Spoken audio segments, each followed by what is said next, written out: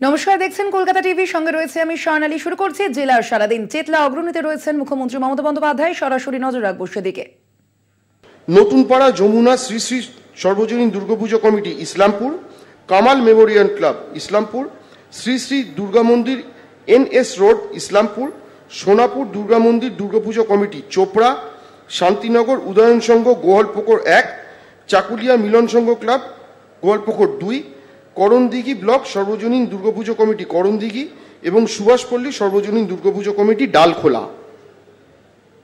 তার মানে বাকি কিছু নেই, একেবারে ডালখোলা থেকে, ইটাহার থেকে, গোয়ালপুকুর থেকে, ওদিকে আমাদের রায়গঞ্জ থেকে, কালিয়াগঞ্জ থেকে, আর কি বাকি রইল?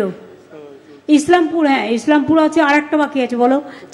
চাকলা, এই নট চোপড়া নেই, চাকুলিয়া, এই সমস্ত জায়গায়।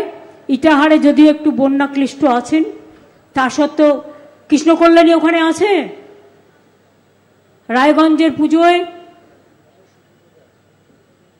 কোথায় দেখতে পাচ্ছি না তো, হাত তুলুন তো।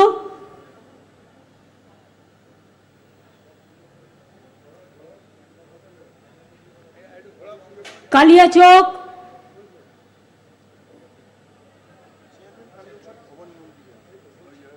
ওই তো কৃষ্ণকল্যাণী, আজ সকালে ঝগড়া করেছে, ঝগড়া মিটে গেছে তো। আচ্ছা, এবার কালিয়াচক চেয়ারম্যান আছেন মিউনিসিপ্যালিটির। ইসলামপুর কে আছে? করিম চৌধুরী না কানাইয়া? চাকুলিয়া কে আছে? গোয়ালপুকুর, রায়গঞ্জের প্রতিবাদী ক্লাবে কে আছেন? প্রতিবাদ ক্লাব একটু বলবেন, আপনারা বললে আমরা পাবো এখান থেকে। আচ্ছা, দেখতে পেয়েছি সবুজ জামা, গ্রিন। ইটাহারে কে আছে? ইটাহার মশরফ আছে?